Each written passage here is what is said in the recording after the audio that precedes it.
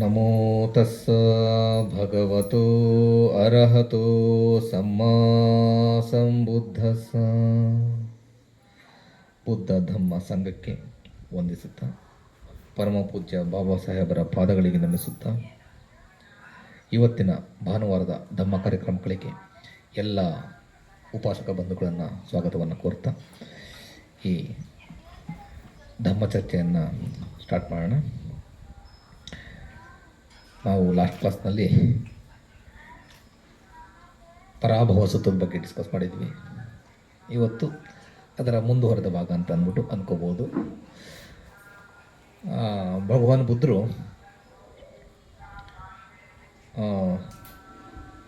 ಅಪರಿಹಾನೀಯ ಧಮ್ಮ ಅಂತಕ್ಕಂತಹದ್ದನ್ನು ಹೇಳಿದ್ದಾರೆ. ಅಪರಿಹಾನೀಯ ಧಮ್ಮ ಅಂದರೆ ನಮ್ಮನ್ನು ಅವನತಿಯೆಡೆಗೆ ಕರೆದುಕೊಂಡು ಹೋಗ್ತಾ ಇರ್ತಕ್ಕಂತಹ ಕೆಲವು ಅಂಶಗಳು ಯಾವ್ಯಾವುದು ಅಂತಕ್ಕಂಥದ್ದನ್ನು ಅದ್ರ ಬಗ್ಗೆ ಹೇಳಿದ್ದಾರೆ. ಇದನ್ನು 3 ಸಂದರ್ಭಗಳಲ್ಲಿ ಬೇರೆ ಬೇರೆ ಕಡೆ ಬೇರೆ ಬೇರೆ ಥರ ಹೇಳಿದ್ದಾರೆ. ಇದನ್ನು ಬೆಕ್ಕುಗಳಿಗೂ ಕೂಡ ಹೇಳಿದರು. ಅದೇ ಥರ ಇದನ್ನು ಒಂದು ಸಂದರ್ಭದಲ್ಲಿ ಅಜಾತಶತ್ರುವಿನ ಮಂತ್ರಿಗೆ ಹೇಳ್ತಕ್ಕಂಥದ್ದು. ಇದು ಆ ಭಾಗವನ್ನು ನಾನು ತೆಗೆದುಕೊಂಡಿದ್ದೀನಿ. ಅಂಗುತ್ತರ ನಿಕಾಯ 7ನೇ ವಾಲ್ಯೂಮ್ 20ನೇ ಒಂದು ಅಧ್ಯಾಯ. ಅಜಾತಶತ್ರು ಮಗಧ ದೇಶದ ರಾಜ. ಆವತ್ತಿನ ಕಾಲದಲ್ಲಿ ಮಗಧ ದೇಶ ತುಂಬ ಸದೃಢವಾದಂತಹ ತುಂಬ ಪವರ್ಫುಲ್ ರಾಜ್ಯ ಆಗಿತ್ತು. ಭಗವಾನ್ ಬುದ್ಧರು ಜ್ಞಾನೋದಯ ಆದ ನಂತರ ಏನೆಲ್ಲ ಧಮ್ಮ ಹೇಳ್ತಾ ಬಂದ್ರಲ್ಲ, 45 ವರ್ಷಗಳ ಕಾಲ ಸತತವಾಗಿ ಧಮ್ಮವನ್ನು ಹೇಳ್ತಾ ಬರ್ತಾರೆ. ಅವರಿಗೆ 44 ವರ್ಷ ಆದ ನಂತರ 45ನೇ ವರ್ಷದಲ್ಲಿ ಈ 1-1.5 ವರ್ಷದ ಒಂದು ಇತಿಹಾಸ ಏನಿದೆಯಲ್ಲ, ಅದನ್ನು ತುಂಬ ಅಚ್ಚುಕಟ್ಟಾಗಿ ತುಂಬ ನೀಟಾಗಿ ನಮ್ಮ ತ್ರಿಪಿಟಕಗಳಲ್ಲಿ ಡಾಕ್ಯುಮೆಂಟ್ ಮಾಡಿದ್ದಾರೆ. ಮಹಾಪರಿನಿಬ್ಬಾಣ ಸುತ್ತ ಅಂತ ಅಂದ್ಬಿಟ್ಟೇ ಇದೆ ದೀಘನಿಕಾಯದಲ್ಲಿ. ಅದರಲ್ಲಿ ಪ್ರತಿಯೊಂದು ಡೀಟೇಲ್ಸ್ ಈ ಒಂದು 15 ತಿಂಗಳಿಂದ 18 ತಿಂಗಳವರೆಗೆ ಪ್ರತಿಯೊಂದು ಡೀಟೇಲ್ಸ್, ಪ್ರತಿದಿನ ಏನೇನಾಯಿತು ಭಗವಾನ್ ಬುದ್ಧರ ಒಂದು ಕಾಲಘಟ್ಟದಲ್ಲಿ ಅಂತಕ್ಕಂಥದ್ದನ್ನು ಡಾಕ್ಯುಮೆಂಟ್ ಮಾಡಿದ್ದಾರೆ. ಕೇವಲ ಧಮ್ಮದ ಒಂದು ಇದರ ದೃಷ್ಟಿಕೋನದಲ್ಲಿ ಅಷ್ಟೇ ಅಲ್ಲ, ನಾವು ಇತಿಹಾಸವನ್ನು ತಿಳ್ಕೋಬೇಕು ಅಂತಕ್ಕಂತಹ ದೃಷ್ಟಿಕೋನದಿಂದ ಓದಿದ್ರು ಕೂಡ ತುಂಬ ಅದ್ಭುತವಾಗಿದೆ. ಅವರು 44ನೇ ವರ್ಷದ ಅಂದರೆ ಧಮ್ಮವನ್ನು ಹೇಳ್ತಾರೆ, 45 ವರ್ಷದ ಧಮ್ಮದ ಒಂದು ಇತಿಹಾಸದಲ್ಲಿ 44ನೇ ವರ್ಷದಲ್ಲಿ ಮಗಧ ದೇಶದ ಗಿಜ್ಜಕೂಟ ರಾಜಗೃಹದ ಪಕ್ಕದಲ್ಲಿ ಗಿಜ್ಜಕೂಟ ಅಂತಕ್ಕಂಥ ಒಂದು ಪರ್ವತ ಇರ್ತದೆ. ಅಲ್ಲಿ ಗುಹೆಗಳಿರ್ತವೆ. ಅಲ್ಲಿ ತಂಗಿರ್ತಾರೆ. ಅಲ್ಲಿ ತಂಗಿದ್ದಾಗ ಈ ಒಂದು ಇನ್ಸಿಡೆನ್ಸ್ ಆದಂಥದ್ದು, ಅದರ ಬಗ್ಗೆ ನಾನು ಹೇಳ್ತೇನೆ. ಪಕ್ಕದಲ್ಲಿ ಲಿಚ್ಚವಿಗಳು ಪಕ್ಕದಲ್ಲೇ ಇದ್ದರು. ಲಿಚ್ಚವಿಗಳು ಅಂತಂದರೆ ಅವರು ವೈಶಾಲಿಯ ಲಿಚ್ಚವಿಗಳು ಮತ್ತು ವಜ್ಜಿಗಳು ಅಂತ ಅಂದ್ಬಿಟ್ಟು ಇಬ್ಬರು ಇದ್ದರು. ಅವರು ಇದು ವಜ್ಜಿಗಳು ಮತ್ತು ಇದಾರಲ್ಲ, ಇದು ನಮ್ಮ ಇಂಡಿಯಾದಲ್ಲ ಇಡೀ ಪ್ರಪಂಚದಲ್ಲಿ ಡಾಕ್ಯುಮೆಂಟ್ ಆಗಿರ್ತಕ್ಕಂತಹ ಮೊದಲ ಡೆಮೋಕ್ರೆಟಿಕ್ ರಿಪಬ್ಲಿಕನ್ ಕಂಟ್ರೀಸ್. ಓಕೆ, ಅಲ್ಲಿ ಅವತ್ತಿನ ಕಾಲಘಟ್ಟದಲ್ಲೇ ಅವರು ಅವರ ಲೀಡರ್ಸ್ನ ವೋಟ್ ಮಾಡಿ ಚೂಸ್ ಮಾಡ್ತಾಯಿದ್ರು. ಯಾರು ನಮ್ಮ ಲೀಡರ್ ಅಂದ್ಬಿಟ್ಟು ಚೂಸ್ ಮಾಡ್ತಾಯಿದ್ರು. ಓಕೆ, ಇಡೀ ಪ್ರಪಂಚದಲ್ಲೇ ಡಾಕ್ಯುಮೆಂಟೆಡ್ ಹಿಸ್ಟ್ರಿ ವೈಸಲ್ಲಿ ಡಾಕ್ಯುಮೆಂಟ್ ಆಗಿರ್ತಕ್ಕಂತಹ ಮೊದಲ ಡೆಮೋಕ್ರೆಟಿಕ್ ರಿಪಬ್ಲಿಕ್ ಕಂಟ್ರಿ ಅಂದರೆ ರಾಜ್ಯ. ಅವರ ಒಂದು ಪಾಟ್ನಾ, ಅದು ಅವರ ವೈಶಾಲಿ ಪಕ್ಕದಲ್ಲಿ ಪಾಟ್ನಾ ಇತ್ತು. ಪಾಟ್ನಾದಲ್ಲಿ ಒಂದು 4-5 ಪರ್ವತಗಳಿದ್ವು. ಅವು ಪರ್ವತಗಳಿಗೂ ಕೂಡ ಹೆಸರಿದ್ದಾವೆ. ಆ ಹೆಸರುಗಳನ್ನ ನಾನು ಮರ್ತಿದ್ದೇನೆ. ಅದರಲ್ಲಿ ಒಂದು ಪರ್ವತದ ಹೆಸರು ಪಾಂಡವರು ಅಂತ ಹೇಳ್ತಾರೆ. ಪಾಂಡವ ಪರ್ವತ ಅಂತ ಅಂದ್ಬಿಟ್ಟು ಕೂಡ ಒಂದು ಇದೆ. ಆ ಪರ್ವತಗಳಲ್ಲಿ ವಿಶೇಷವಾದಂತಹ ಹರಳುಗಳು ಸಿಗ್ತಾಯಿದ್ವು. ಆ 5 ಪರ್ವತಗಳಲ್ಲೂ ಕೂಡ ಗುಡ್ಡಗಳಲ್ಲಿ. ಅದು ನಮ್ಮ ರಾಜಗೃಹದ ಅಜಾತಶತ್ರುವಿಗೆ ವಿಷಯ ಬರುತ್ತೆ. ಅವನು ನಾನು ಅದು ಬಾರ್ಡ್ರ್ ಆಗಿರೋದ್ರಿಂದ ನಾನು ಅದನ್ನು ಹೋಗಿ ತೆಗೆದುಕೊಳ್ತೀನಿ ಅಂತ ಅಂದ್ಬಿಟ್ಟು ಮನಸ್ಸು ಮಾಡ್ತಾನೆ. ಆದರೆ ಇವನು ಹೋಗಿ ನೋಡೋವಷ್ಟರಲ್ಲಿ ಅವನ್ನೆಲ್ಲ ಇವರು ಯಾರು ವೈಶಾಲಿಯ ಲಿಚ್ಚವಿಗಳು ಮತ್ತು ವಜ್ಜಿಗಳು ತೆಗೆದುಕೊಂಡು ಹೋಗ್ಬಿಟ್ಟಿರ್ತಾರೆ. ಇದೇ ಥರ 2 ಸಲ ಆಗ್ತದೆ. 2 ಸಲನೂ ಕೂಡ ಅವನಿಗೆ ಸಿಗೋದಿಲ್ಲ. ಆಗ ಅವನಿಗೆ ತುಂಬ ಸಿಟ್ಟು ಬಂದ್ಬಿಡುತ್ತೆ. ನಾನು ಅವ್ರ ಮೇಲೆ ಅಟ್ಯಾಕ್ ಮಾಡಿ ಅವರನ್ನು ಸೋಲಿಸ್ತೀನಿ ಅಂತ ಅಂದ್ಬಿಟ್ಟು ನಿರ್ಧಾರ ಮಾಡ್ತಾನೆ. ನಿರ್ಧಾರ ಮಾಡಾದ್ಮೇಲೆ ಅದನ್ನು ಪ್ಲ್ಯಾನ್ ಮಾಡೋಕ್ಕೆ ಟ್ರೈ ಮಾಡ್ತಾನೆ. ಆಗ ಅವನಿಗೆ ಭಯ ಫಸ್ಟ್ ಟೈಮ್ ಅವನಿಗೆ ಭಯ ಬರಲಿಕ್ಕೆ ಸ್ಟಾರ್ಟ್ ಆಗ್ತದೆ. ಓ, ನಾನು ಗೆಲ್ತೀನೋ ಇಲ್ವೋ, ನನ್ನಲ್ಲೂ ತುಂಬ ಜನ ಸಾಯ್ತಾರೆ, ಅವರಲ್ಲೂ ಸಾಯ್ತಾರೆ, ಗೆಲ್ತೀನೋ ಇಲ್ವೋ ಅಂತಕ್ಕಂಥ ಒಂದು ಅನುಮಾನ ಬರಲಿಕ್ಕೆ ಸ್ಟಾರ್ಟ್ ಆಗುತ್ತೆ. ಆಗ ಅವನೇನು ಮಾಡ್ತಾನೆ, ಅವನ ಚೀಫ್ ಮಿನಿಸ್ಟರ್ ವಸ್ಸಾಕಾರ ಬ್ರಾಹ್ಮಣ ಅಂತ ಅಂದ್ಬಿಟ್ಟಿರ್ತಾನೆ, ಅವನನ್ನು ಕರೆದು ಹೇಳ್ತಾನೆ, ಇಲ್ಲೇ ಗಿಜ್ಜಕೂಟದಲ್ಲಿ ಭಗವಾನ್ ಬುದ್ಧರು ತಂಗಿದ್ದಾರೆ, ಅವ್ರ ಹತ್ರ ಹೋಗಿ ಫಸ್ಟು ನಮಸ್ಕಾರ ಮಾಡು, ನನ್ನ ಪರವಾಗೂ ಕೂಡ ನೀನು ನಮಸ್ಕಾರ ಮಾಡು.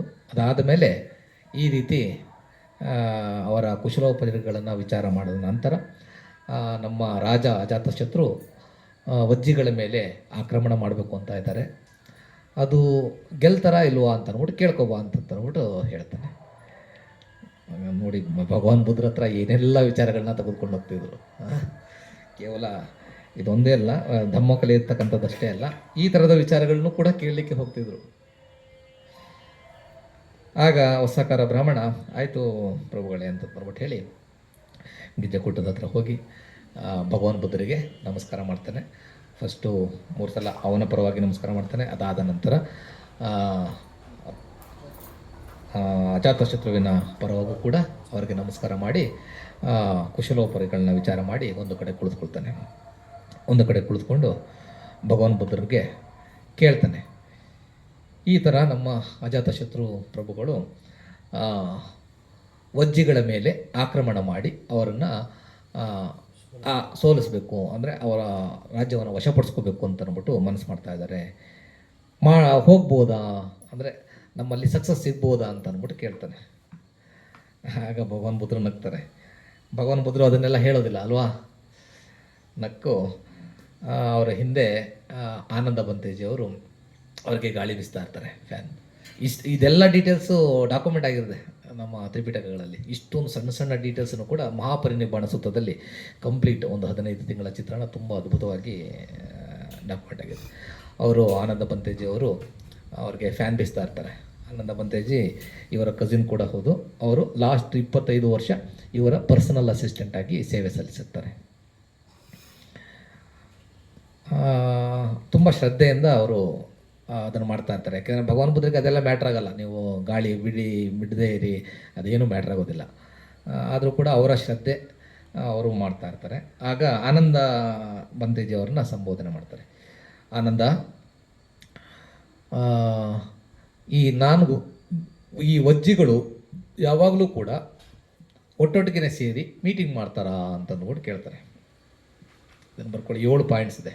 ಇವು ಅಪರಿಹಾನಿಯ ಧಮ್ಮಗಳು ಅಂತ ಅಂದ್ಬಿಟ್ಟು ಹೇಳ್ತಾರೆ. ಇದು ಮೊದಲನೇದು. ಭಗವಾನ್ ಬುದ್ಧರು ಆನಂದನಿಗೆ ಹೇಳ್ತಾರೆ, ಆನಂದ ಬಂತೇಜಿಯವರಿಗೆ.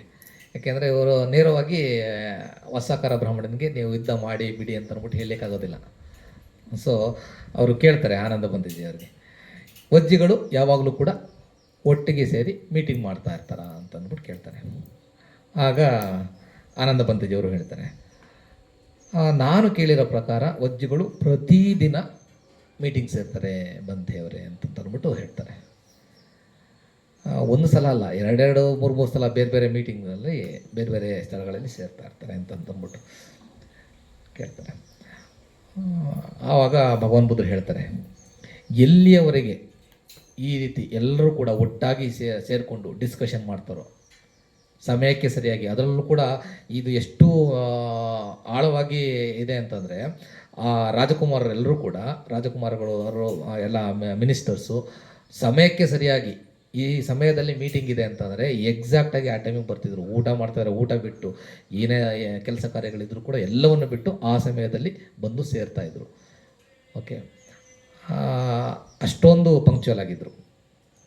ಎಲ್ಲಿವರೆಗೆ ಈ ರೀತಿ ಅವರು ಎಲ್ಲರೂ ಸೇರಿಕೊಂಡು ಮೀಟಿಂಗ್ ಮಾಡ್ತಾರೋ ಅಲ್ಲಿವರೆಗೂ ಕೂಡ ಅವರ ಉನ್ನತಿಯೇ ಆಗ್ತದೆ ಹೊರತು ಅವರ ಅವನತಿಯೇ ಆಗೋದಿಲ್ಲ ಅಂತಂದ್ಬಿಟ್ಟು ಹೇಳ್ತಾರೆ. ಆಗ ಮತ್ತೆ ಎರಡನೇದು ಕೇಳ್ತಾರೆ ಆನಂದ ಅವರೇ, ವಜ್ಜಿಗಳು ಮೀಟಿಂಗ್ ಮಾಡಬೇಕಾದ್ರೆ ಸುಮ್ಮನೆ ಕಾಟಾಚಾರಕ್ಕೆ ಸೇರ್ತಾರ ಅಥವಾ ಪ್ರೀತಿ, ವಿಶ್ವಾಸ, ಮೈತ್ರಿಯಿಂದ ಸೇರ್ತಾರ, ಕರುಣೆಯಿಂದ ಸೇರ್ತಾರ ಅಂತ ಅಂದ್ಬಿಟ್ಟು ಕೇಳ್ತಾರೆ. ಆವಾಗ ಆನಂದ ಬಂತೇಜಿಯವರು ಹೇಳ್ತಾರೆ, ನಾನು ಕೇಳಿರೋ ಪ್ರಕಾರ ಅವರೆಲ್ಲರೂ ಕೂಡ ಪ್ರೀತಿ, ಮೈತ್ರಿ, ಕರುಣೆ ಅಷ್ಟೇ ಅಲ್ಲ, ಜನಗಳ ಮೇಲೆ ನಾವು ಯಾವ ಥರ ಏನು ಇಂಪ್ರೂವ್ ಮಾಡ್ಬೋದು ಅನ್ನೋದ್ರ ಬಗ್ಗೆ ತುಂಬ ಅನುಕಂಪದಿಂದ ಎಲ್ಲರೂ ಸೇರ್ತಾರೆ ಬಂತೇಜಿ ಅಂತ ಅಂದ್ಬಿಟ್ಟು ಹೇಳ್ತಾರೆ. ಆಗ ಮತ್ತೆ ಬುದ್ಧರು ಹೇಳ್ತಾರೆ, ಎಲ್ಲಿವರೆಗೆ ಈ ಪ್ರೀತಿ ವಿಶ್ವಾಸ ಮೈತ್ರಿಯಿಂದ ಅವರು ಸೇರ್ತಾ ಇರ್ತಾರೋ ಅಲ್ಲಿವರೆಗೂ ಕೂಡ ಅವರು ಉನ್ನತಿಯೆಡೆಗೆ ಸಾಗ್ತಾರೆ ಹೊರತು ಅವರು ಅವನತಿಯೆಡೆಗೆ ಸಾಗುವುದಿಲ್ಲ. ಈ ಧಮ್ಮವನ್ನು ಅವರು ಬಿಕ್ಕುಗಳಿಗೂ ಹೇಳಿರ್ತಾರೆ. ಲಾಂಗ್ ಬ್ಯಾಕ್ ಮುಂಚೆ ಅದೊಂದು ಸಂದರ್ಭ ಮರ್ತಿದ್ದೇನೆ. ಬಿಕ್ಕುಗಳಿಗೂ ಹೇಳಿರ್ತಾರೆ ಮತ್ತು ಉಪಾಸಕರಿಗೂ ಹೇಳಿರ್ತಾರೆ. ಇದು ಕೇವಲ ರಾಜರಿಗಷ್ಟೇ ಅಲ್ಲ, ಈ ಯುದ್ಧಗಳನ್ನ ಗೆಲ್ಲಲಿಕ್ಕಷ್ಟೇ ಅಲ್ಲ, ಇದು ನಮ್ಮ ಕುಟುಂಬಕ್ಕೂ ಕೂಡ ಅನ್ವಯ ಆಗುತ್ತೆ. ಎಲ್ಲಿವರೆಗೂ ಕಾಲಕ್ಕೆ ನಾವು ಜೊತೆಯಲ್ಲಿ ಸೇರ್ತಕ್ಕಂಥದ್ದು ಮೈತ್ರಿಪೂರ್ವಕವಾಗಿ ಸೇರ್ತೀವೋ ಅಲ್ಲಿವರೆಗೂ ಕೂಡ ನಮ್ಮಲ್ಲಿ ಒಡಕುಗಳು ಮೂಡೋದಿಲ್ಲ ಅಂತಕ್ಕಂಥದ್ದನ್ನು ಅರ್ಥ ಮಾಡ್ಕೋಬೇಕು ನಾವಿಲ್ಲಿ. ಕೇವಲ ಅಜಾತಶತ್ರುವಿಗೆ ಮಾತ್ರ ಹೇಳ್ತಾ ಇಲ್ಲ, ನಮಗೂ ಸೇರಿಸಿ ಎಲ್ಲ ಉಪಾಸಕರಿಗೂ ಕೂಡ ಇದು ಅನ್ವಯ ಆಗುತ್ತೆ. ಅದೇ ಥರ ಎಲ್ಲಿವರೆಗೆ ಅವರು ಪ್ರೀತಿ ವಿಶ್ವಾಸದಿಂದ ಸೇರ್ತಾರೋ ಅಲ್ಲಿವರೆಗೂ ಅವರು ಉನ್ನತಿಯೆಡೆಗೆ ಸಾಕ್ತಾರೆ. ಅವ್ರನ್ನ ಯಾರೂ ಏನೂ ಮಾಡೋದಕ್ಕೆ ಆಗೋದಿಲ್ಲ ಅಂತ ಅಂದ್ಬಿಟ್ಟು ಹೇಳ್ತಾರೆ. ಆಗ ಮತ್ತೆ ಕೇಳ್ತಾರೆ, ಈ ಮೀಟಿಂಗ್ನೆಲ್ಲ ಮಾಡ್ತಾರಲ್ಲ, ಮೀಟಿಂಗೆಲ್ಲ ಮಾಡಬೇಕಾದ್ರೆ ಅವರು ಸುಮ್ಮನೆ ಯಾವ್ಯಾವುದೋ ಒಳ್ಳೊಳ್ಳೆ ನಿಯಮಗಳು, ತುಂಬ ಹಿಂದಿನಿಂದ ಒಳ್ಳೊಳ್ಳೆ ನಿಯಮಗಳನ್ನ ಪಾಲನೆ ಮಾಡ್ಕೊಬಂದು ಆ ನಿಯಮಗಳನ್ನ ಸಡನ್ನಾಗಿ ಬದಲಾಯಿಸ್ತಾರ, ಯಾವುದೇ ಕಾರಣಗಳನ್ನ ಕೊಡದ ಹಾಗೆ ಸಡನ್ನಾಗಿ ಬದಲಾಯಿಸ್ತಾರ.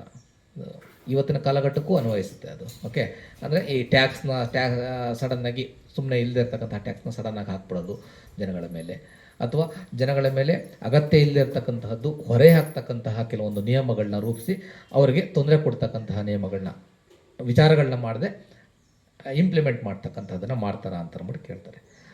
ಆಗ ಆನಂದ ಬಂತೇಜಿ ಅವರು ಹೇಳ್ತಾರೆ, ಆ ಥರದ ಯಾವುದೇ ಇದನ್ನು ನಾನು ಕೇಳಿಲ್ಲ. ಅವ್ರು ಯಾವುದೇ ಡಿಸಿಷನ್ ತೊಗೋಬೇಕಾದ್ರೂ ಕೂಡ ಕನ್ಸೆನ್ಷುಯಲ್ ಆಗಿ ಡಿಸ್ಕಸ್ ಮಾಡಿ, ಓಪನ್ ಆಗಿ ಡಿಸ್ಕಸ್ ಮಾಡಿ, ತುಂಬ ಓಪನ್ ಮೈಂಡೆಡ್ ಆಗಿ ಇರ್ತಾರೆ ಅವರು. ಯಾಕೆಂದರೆ ಕೇವಲ ನಾನು ಹೇಳಿದ್ದು ಮಾತ್ರ ಸರಿ ಅಂತ ಅಂದ್ಬಿಟ್ಟು ಅವರು ವಾದ ಮಾಡೋದಿಲ್ಲ. ನಾನು ಹೇಳ್ತಾ ಇರ್ತಕ್ಕಂಥದ್ದಕ್ಕಿಂತ ಇನ್ನೊಬ್ಬ ಹೇಳ್ತಾ ಇರ್ತಕ್ಕಂಥದ್ದು ಉತ್ತಮವಾಗಿದೆ ಅಂತಂದರೆ ಅವನ ವಿಚಾರಕ್ಕೆ ಅವರು ಸಪೋರ್ಟ್ ಮಾಡ್ತಾರೆ. ಯಾವುದೇ ನಿರ್ಧಾರಗಳನ್ನ ತೆಗೆದುಕೊಳ್ಬೇಕಾದ್ರೂ ಕೂಡ ಎಲ್ಲರೂ ಕೂಡ ಡಿಸ್ಕಸ್ ಮಾಡಿ ಅದಾದಮೇಲೆ ತೆಗೆದುಕೊಳ್ತಾರೆ ಅಂತ ಅಂದ್ಬಿಟ್ಟು ಹೇಳ್ತಾರೆ. ಎಲ್ಲಿವರೆಗೆ ಈ ಥರ ಅವರು ಕಂಟಿನ್ಯೂ ಮಾಡ್ತಾರೋ, ಇದು ಇವೆಲ್ಲ ಡೆಮಾಕ್ರಸಿಯ ಒಂದು ಇದು ಲಿಚ್ಚವಿಗಳು ವೈಶಾಲಿಯಲ್ಲಿ ಅವತ್ತಿನ ದಿನಗಳಲ್ಲೇ ಈ ಥರದ ಒಂದು ಸಿಸ್ಟಮ್ ಇತ್ತು. ಓಕೆ, ಇದು ನಮಗೆ ಹೊರದೇಶದಿಂದ ಬಂದಿರತಕ್ಕಂಥದ್ದಲ್ಲ. ಅದನ್ನೇ ಬಾಬಾ ಸಾಹೇಬ್ರು ಹೇಳೋದು, ಇಲ್ಲಿಂದನೇ ನಾನು ತೆಗೆದುಕೊಂಡಿರ್ತಕ್ಕಂಥದ್ದು. ಈ ನಮ್ಮ ಕಾನ್ಸ್ಟಿಟ್ಯೂಷನ್ ಪ್ರಿಯಾಂಬಲ್ ಏನಿದೆಯಲ್ಲ ಅದಷ್ಟು ಸತ್ವಗಳನ್ನು ನಾನು ಬುದ್ಧರಿಂದ, ನನ್ನ ಗುರು ಬುದ್ಧರಿಂದ ಪಡ್ಕೊಂಡಿದ್ದೀನಿ ಅಂತ ಅಂದ್ಬಿಟ್ಟು ಹೇಳ್ತಾರೆ. ಇಲ್ಲಿಂದನೇ ತೆಗೆದುಕೊಂಡಿರೋದು. ಓಕೆ, ಲಿಚ್ಚವಿಗಳು ಅಷ್ಟೊಂದು ವಜ್ಜಿಗಳು ಲಿಚ್ಚವಿಗಳು ಇಬ್ಬರೂ ಒಂದೇ ರಾಜ್ಯದ, ಅಂದರೆ ಕಸಿನ್ಸ್ ಥರ ಇದ್ದರು. ಅವರಲ್ಲೂ ಕೂಡ ಒಡಕಾಗುತ್ತೆ, ನೆಕ್ಸ್ಟ್ ಅದೆಲ್ಲ ಮುಂದೆ ಹಿಸ್ಟ್ರಿ ಇದೆ. ಬಟ್ ಅಷ್ಟೊಂದು ಅನ್ಯೋನ್ಯವಾಗಿ ಇದ್ದರು ಅವರು. ಎಲ್ಲಿವರೆಗೆ ಈ ಥರ ಅವರು ಕನ್ಸೆನ್ಷುಯಲ್ ಆಗಿ ಮೀಟಿಂಗ್ ಮಾಡಿ ಒಳ್ಳೇದು ಯಾವುದು ಕೆಟ್ಟದ್ದು ಯಾವುದು ಅಂತ ಡಿಸ್ಕಸ್ ಮಾಡಿ ನಿರ್ಧಾರಗಳನ್ನು ತೆಗೆದುಕೊಳ್ತಾರೋ, ಮತ್ತು ಅನ್ನೆಸರಿಯಾಗಿ ಹಳೆಯ ಅಂದರೆ ಹಿಂದಿನ ಒಳ್ಳೊಳ್ಳೆ ನಿರ್ಧಾರಗಳನ್ನು ಬದಲಾವಣೆ ಮಾಡದೆ ಅದನ್ನು ಉಳಿಸ್ಕೊಂಡು ಹೋಗ್ತಾರೋ ಅಲ್ಲಿವರೆಗೂ ಕೂಡ ಅವರು ಉನ್ನತಿಯೆಡೆಗೆ ಸಾಕ್ತಾರೆ. ಅವರನ್ನು ಯಾರೂ ಕೂಡ ಏನೂ ಮಾಡಲಿಕ್ಕೆ ಆಗೋದಿಲ್ಲ ಅಂತಂದ್ಬಿಟ್ಟು ಹೇಳ್ತಾರೆ. ಆಗ ಮತ್ತೆ ಬುದ್ಧರು ಆನಂದ ಬಂತೇಜಿಯವರಿಗೆ ಕೇಳ್ತಾರೆ, ಈ ವಜ್ಜಿಗಳು ಹಿರಿಯರಿಗೆ ಯಾವ ಥರ ನೋಡ್ಕೊಳ್ತಾರೆ? ಅವರಿಗೆ ಗೌರವಪೂರ್ವಕವಾಗಿ ನೋಡ್ಕೊಳ್ತಾರಾ? ಅವರಿಗೆ ಮನ್ನಣೆ ಕೊಡ್ತಾರಾ? ಅವರಿಂದ ಸಜೆಷನ್ಸ್ನ ತೆಗೆದುಕೊಳ್ತಾರಾ ಅಂತ ಅಂದ್ಬಿಟ್ಟು ಕೇಳ್ತಾರೆ.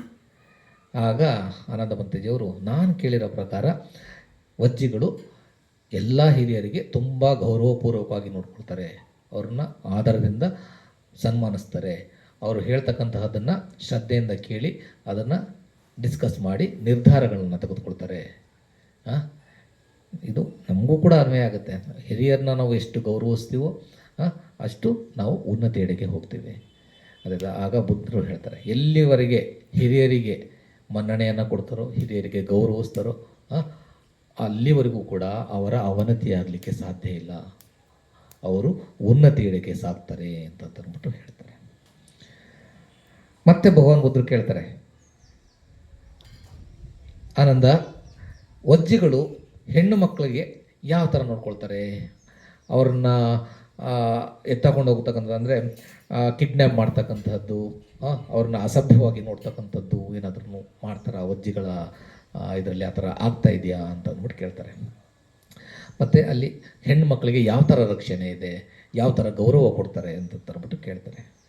ಆಗ ಆನಂದ ಪಂತೇಜಿಯವರು ಹೇಳ್ತಾರೆ, ಹೆಣ್ಣು ಮಕ್ಕಳನ್ನು ವಜ್ಜಿಗಳು ತುಂಬ ಗೌರವಪೂರ್ವಕವಾಗಿ ತುಂಬ ರಕ್ಷಣೆಯನ್ನು ಮಾಡ್ತಾರೆ, ಅವರಿಗೆ ತುಂಬ ಬೆಲೆಯನ್ನು ಕೊಡ್ತಾರೆ ಅಂತಂದ್ಬಿಟ್ಟು ಹೇಳ್ತಾರೆ. ಆಗ ಬುದ್ಧರು ಹೇಳ್ತಾರೆ, ಯಾವ ಸಮಾಜದಲ್ಲಿ ಹೆಣ್ಣು ಮಕ್ಕಳನ್ನು ತುಂಬ ಗೌರವದಿಂದ ಅವ್ರನ್ನ ರಕ್ಷಿಸ್ತಾರೋ, ಅವ್ರನ್ನ ಚೆನ್ನಾಗಿ ನೋಡ್ಕೊಳ್ತಾರೋ, ಅವ್ರಿಗೆ ಗೌರವಪೂರ್ವಕವಾಗಿ ಟ್ರೀಟ್ ಮಾಡ್ತಾರೋ ಅಂಥ ಸಮಾಜ ಉನ್ನತೆಡೆಗೆ ಹೋಗ್ತದೆ, ಅದು ಕೆಳಗೆ ಹೋಗಲಿಕ್ಕೆ ಸಾಧ್ಯ ಇಲ್ಲ. ಇದನ್ನೇ ಬೋಧಿಸತ್ವ ಬಾಬಾ ಸಾಹೇಬ್ರನ್ನು ಹೇಳಿದ್ದಾರೆ. ಒಂದು ಸಮಾಜದ ಉನ್ನತಿಯನ್ನು ನಾವು ಪರೀಕ್ಷೆ ಮಾಡಬೇಕು ಅಂತಂತಂದರೆ ಒಂದು ಹೆಣ್ಣಿನ ಉನ್ನತಿ ಅಂದರೆ ಅವಳ ಬೆಳವಣಿಗೆ ಎಷ್ಟಿದೆ ಅನ್ನೋದ್ರ ಮೇಲೆ ನಾವು ಒಂದು ಸಮಾಜದ ಬೆಳವಣಿಗೆಯನ್ನು ನಾವು ನಿರ್ಧರಿಸಬೇಕಾಗ್ತದೆ. ಯಾವುದೇ ಸಮಾಜ ಇರ್ಬೋದು, ಯಾವುದೇ ಸಮಾಜದಲ್ಲಿ ಒಂದು ಹೆಣ್ಣಿನ ಒಂದು ಅಳತೆಗೋಲು ಅಂತಂದರೆ ಸ್ಥಾನಮಾನ ಏನಿದೆ ಅಂತಕ್ಕಂಥದ್ರ ಮೇಲೆ ನಮ್ಮ ಡೆವಲಪ್ಮೆಂಟು ಡಿಪೆಂಡ್ ಆಗಿರ್ತದೆ. ನಾವು ಡೆವಲಪ್ಡು, ಸಿವಿಲೈಸ್ಡು, ಅನ್ಸಿವಿಲೈಸ್ಡು ಅಂತಕ್ಕಂಥದ್ದು ಡಿಪೆಂಡ್ ಆಗಿರ್ತದೆ. ಇದನ್ನು ಬಾಬಾ ಸಾಹೇಬರು ಹೇಳಿದ್ದಾರೆ ಅಲ್ವಾ. ಎಲ್ಲ ಬುದ್ಧರು ಏನು ಹೇಳಿದ್ದಾರೆ ಅದನ್ನೇ ಬಾಬಾ ಸಾಹೇಬ್ರು ಹೇಳಿರೋದು. ಅದಕ್ಕೆ ಅವ್ರನ್ನ ನಾವು ಬೋಧಿಸತ್ವರು ಅಂತ ಅಂದ್ಬಿಟ್ಟು ಹೇಳೋದು. ಬೋಧಿ ಅಂತಂದರೆ ಜ್ಞಾನ ಪ್ರಜ್ಞೆ, ಅದರ ಸತ್ವ ಇರ್ತಕ್ಕಂಥವರೇ ಬೋಧಿಸತ್ವರು. ಬುದ್ಧರು ಅಂದರೆ ಅದನ್ನು ಕಂಪ್ಲೀಟಾಗಿ ಜೀರ್ಣ ಮಾಡಿಕೊಂಡವರು. ಸೊ ಅವ್ರದ್ದು ಇವ್ರದ್ದು ಟೀಚಿಂಗ್ಸು ಬೇರೆ ಆಗ್ಲಿಕ್ಕೆ ಸಾಧ್ಯ ಇಲ್ಲ ಅಲ್ವಾ. ಸೊ ಅದನ್ನೇ ಈ ಕಾಲಘಟ್ಟದಲ್ಲಿ ಹೆಂಗೆ ಬೇಕು ಹಂಗೆ ನಮಗೆ ಬಾಬಾ ಸಾಹೇಬರು ಹೇಳಿದ್ದಾರೆ. ಇದು 5ನೇದು. ಎಲ್ಲಿ ಹೆಣ್ಣು ಮಕ್ಕಳನ್ನು ಗೌರವದಿಂದ ರಕ್ಷಣೆಯನ್ನು ಮಾಡ್ತಾರೋ, ಅವ್ರನ್ನ ಚೆನ್ನಾಗಿ ನೋಡ್ಕೊಳ್ತಾರೋ ಆ ಸಮಾಜ ಉನ್ನತಿಯೆಡೆಗೆ ಹೋಗ್ತದೆ ಅಂತಕ್ಕಂಥದ್ದನ್ನು ಹೇಳ್ತಾರೆ. ಮತ್ತು 6ನೇದು ಆನಂದ, ವಜ್ಜಿಗಳು ಈ ವಿಹಾರಗಳನ್ನು ಮತ್ತು ಆಶ್ರಮಗಳನ್ನು ಮತ್ತು ಈ ಸನ್ಯಾಸಿಗಳನ್ನು, ಪರಿವ್ರಾಜಕರನ್ನು ಚೆನ್ನಾಗಿ ನೋಡ್ಕೊಳ್ತಾರ ಅವರ ರಾಜ್ಯದಲ್ಲಿ ಅಂತಂದ್ಬಿಟ್ಟು ಕೇಳ್ತಾರೆ.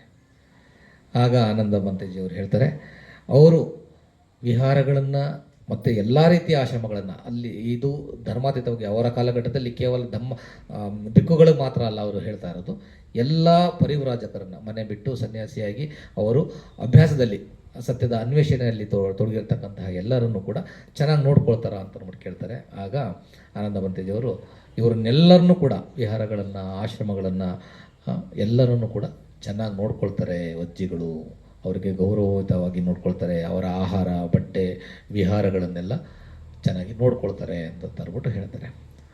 ಆಗ ಎಲ್ಲಿವರೆಗೆ ಈ ರೀತಿ ಪರಿವ್ರಾಜಕರನ್ನು, ಬಿಕ್ಕುಗಳನ್ನು, ವಿಹಾರಗಳನ್ನು ಚೆನ್ನಾಗಿ ನೋಡ್ಕೊಳ್ತಾರೋ ಅಲ್ಲಿವರೆಗೆ ಅವರ ಅವನತಿ ಆಗೋದಿಲ್ಲ, ಅವರ ಉನ್ನತಿಯೇ ಆಗ್ತದೆ ಅಂತಂದ್ಬಿಟ್ಟು ಭಗವಾನ್ ಬುದ್ಧರು ಹೇಳ್ತಾರೆ. 6ನೇದು. 7ನೇದು ಮತ್ತೆ ಬುದ್ಧರು ಕೇಳ್ತಾರೆ, ಆನಂದ, ಇಲ್ಲಿ ಅರ್ಹಂತರಿಗೆ ವಜ್ಜಿಗಳು ಯಾವ ಥರ ನೋಡ್ಕೊಳ್ತಾರೆ ಅಂತ ನೋಡ್ರಿ. ಅರ್ಹಂತರು ಅಂತಂದರೆ ಅವರು ಕೂಡ ಬುದ್ಧರು. ಅಂದರೆ 3 ಥರದ ಬುದ್ಧರು ಇದ್ದಾರೆ. ಒಂದು ಸಮ್ಮಾಸಂಬುದ್ಧರು, 2ನೇದು ಪಚ್ಚೇಕ ಬುದ್ಧರು, 3ನೇದು ಅರ್ಹಂತ ಬುದ್ಧರು. ಸಮ್ಮಾಸಂಬುದ್ಧರು ಅಂದರೆ ಸ್ವಯಂ ತಮಗೆ ತಾವೇ ಸತ್ಯದ ಅನ್ವೇಷಣೆಯನ್ನು ಮಾಡಿ ಜ್ಞಾನವನ್ನು ಪಡ್ಕೊಂಡಂಥವರು. ಅವ್ರು ಯಾರು? ಅವರು 3 ರೀತಿ ಪಾರಮಿಗಳನ್ನ ಕಂಪ್ಲೀಟ್ ಮಾಡಿರ್ತಾರೆ.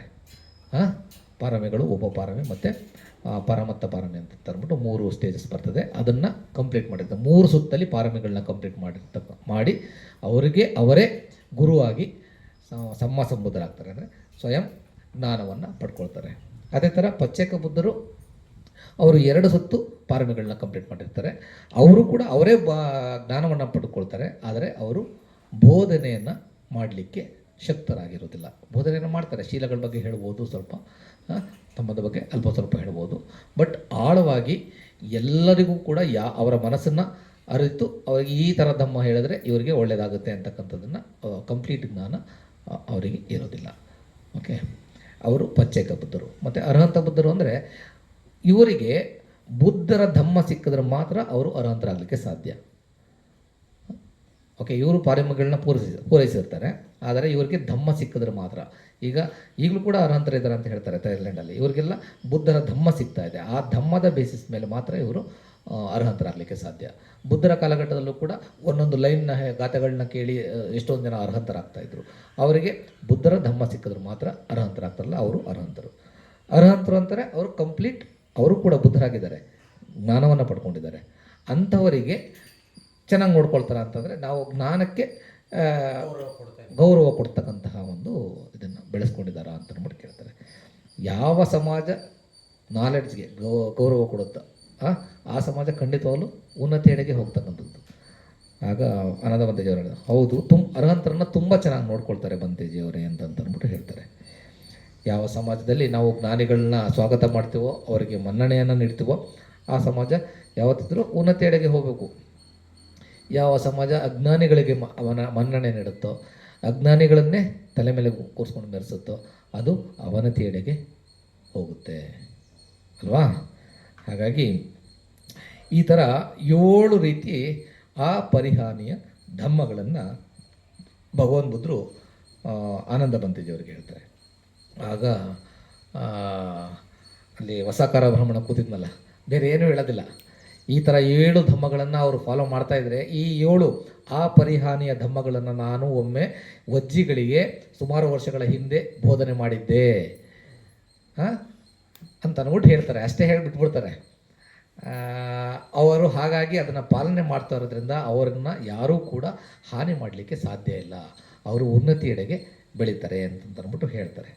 ಆಗ ವಸಕಾರ ಬ್ರಾಹ್ಮಣ ಅಲ್ಲಿ ಕುಳಿತುಕೊಂಡು ಕೇಳ್ತಾ ಇದ್ದಾರಲ್ಲ, ಆಗ ಅವನು ಹೇಳ್ತಾನೆ, ನಮಸ್ಕಾರ ಮಾಡಿಬಿಟ್ಟು, ಅರ್ಥ ಆಯಿತು ಬಂತೇಜಿಯವರೇ, ಏನೇ ಮಾಡೋದು ಕೂಡ ಅಜಾತಶತ್ರು ವಜ್ಜಿಗಳನ್ನು ಸೋಲ್ಸೋದಕ್ಕೆ ಆಗೋದಿಲ್ಲ ಅಂತಕ್ಕಂಥದ್ದನ್ನು ಅರ್ಥ ಮಾಡಿಕೊಂಡು ಅವ್ರಿಗೆ ನಮಸ್ಕಾರ ಮಾಡಿ ಇದ್ದು ಹೋಗ್ತಾನೆ. ಆಮೇಲೆ ಅಜಾತಶತ್ರುವಿಗೆ ವಿಷಯನ ಮುಟ್ಟಿಸ್ತಾನೆ. ಅಜಾತಶತ್ರು ಯುದ್ಧ ಮಾಡಬೇಕು ಅಂತಕ್ಕಂಥದ್ದನ್ನು ಕೈ ಬಿಡ್ತಾನೆ.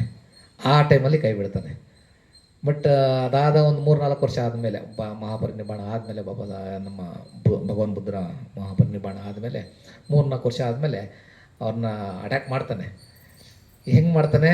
ಈಗ ಇದನ್ನೆಲ್ಲ ಗೊತ್ತಾಯ್ತಲ್ಲ ಅವನಿಗೆ, 7 ಆ ಪರಿಹಾನಿಯ ಧಮ್ಮಗಳು ಗೊತ್ತಾಯ್ತಲ್ಲ, ಇದನ್ನು ಚೆನ್ನಾಗಿ ಅರ್ಥ ಮಾಡಿಕೊಂಡು ಇದನ್ನು ಅವರಲ್ಲಿ ಬ್ರೇಕ್ ಮಾಡೋದಕ್ಕೆ ಇಂಪ್ಲಿಮೆಂಟ್ ಮಾಡ್ತಾನೆ. ವಸಾಕರ ಬ್ರಾಹ್ಮಣನ ಕಳಿಸಿ, ಚೀಫ್ ಮಿನಿಸ್ಟರ್ನ ಕಳಿಸಿ ಇವೆಲ್ಲವನ್ನು ಕೂಡ ವಜ್ಜಿಗಳ ಇದರಲ್ಲಿ ಮೀಟಿಂಗ್ ಆಗ್ತಾ ಇರೋದನ್ನು ಹೊಡೆದಾಕ್ತಾನೆ. ಅದೇ ಥರ ಹೆಣ್ಮಕ್ಳ ಮೇಲೆ ತುಂಬ ಇವರ ಕಡೆಯಿಂದನೇ ಅಟ್ಯಾಕ್ಸ್ ಎಲ್ಲ ಆಗಿ ಅವ್ರನ್ನ ಇದು ಮಾಡ್ತಕ್ಕಂಥದ್ದು, ಅರ್ಹಂತರನ್ನು, ವಿಹಾರಗಳನ್ನು ಮತ್ತು ವಯಸ್ಸಾದವ್ರನ್ನ ಎಲ್ರಿಗೂ ಕೂಡ ಈ ಥರ ಒಂದು ಹಿಂದಿನ ದಾರಿಯಿಂದ ಹಿಂಬಾಗಿಲಿಂದ ಹೋಗಿ ಅವ್ರನ್ನ ಬ್ರೇಕ್ ಮಾಡಿ ಆಮೇಲೆ ಅವ್ರ ಮೇಲೆ ಅಟ್ಯಾಕ್ ಮಾಡ್ತಾನೆ. ಆಗ ಅವರಲ್ಲಿ ಸ್ವಲ್ಪನೂ ಕೂಡ ರೆಸಿಸ್ಟೆನ್ಸು ಇರೋಲ್ಲ, ಭಾರಿ ಈಸಿಯಾಗಿ ಸೋತ್ಬಿಡ್ತಾರೆ. ಇದು ಆ ಪರಿಹಾನಿಯ ಧಮ್ಮ ಅಂತ.